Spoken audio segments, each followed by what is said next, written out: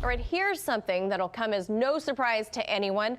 A new Pew Research poll reveals that 73% of Americans believe the government, its legislators, and the courts are crooked and unaccountable to the public. It didn't even matter which party those polled favored. Both sides of the aisle shared a mutual disdain for the government. Is that the only overlap they shared? For more on this, let's go to veteran journalist, host of News with Rick Sanchez. Rick Sanchez. Rick, wasn't this kind of a no-brainer? You know, that's a great point, Manila. Really, when you think about something like this, you can't help but come away convinced that, yes, I'm living in America right now, and I do get the sense that there's a lot of anger, there's a lot of divisiveness, and there's a lot of doubt about the capabilities of the people who are leading us right now. But here's the good news. Here's the good news. Let's go back 100 years. Let's go back 150 years. And guess what people were thinking and saying back then? The same damn thing. Mark Twain, probably one of the most famous Americans of all time, one of the greatest writers, one of the greatest Americans who ever lived.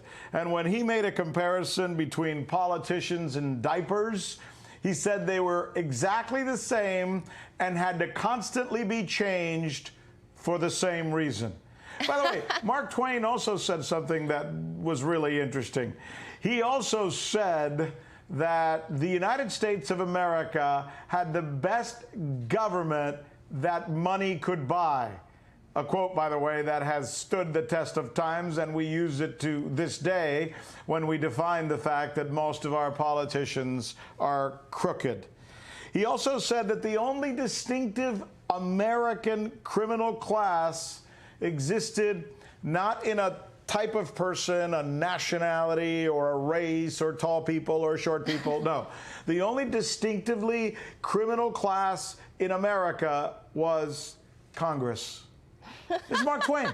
This is a guy who was born in what, 1835, died in 1910? Yeah. So the same things in many ways that we are thinking and saying right now, we were thinking and saying in the past. And if you were going to go down the list of presidents, I know a lot of people think, oh, Trump's the worst. Yeah, of course. Nobody has ever been worse than Donald Trump. In actuality, James Buchanan, the most corrupt cabinet that led to the Civil War.